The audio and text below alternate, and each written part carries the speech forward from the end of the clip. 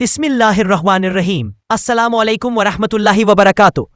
رسول اللہ صلی اللہ علیہ وسلم کی بارگاہ اقدس میں ایک کافر عورت بچہ اٹھائے ہوئے آزمائش کی غرض سے حاضر ہوئی۔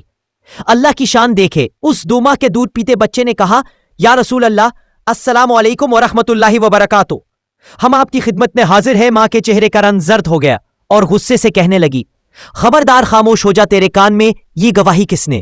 سکھلائی بچے نے کہا، اے ماں، تو اپنے سر کے اوپر تو دیکھ، تیرے سر کے اوپر حضرت جبرائیل امین کھڑے ہیں، پورے چاند کے مانند مجھے نظر آ رہے ہیں۔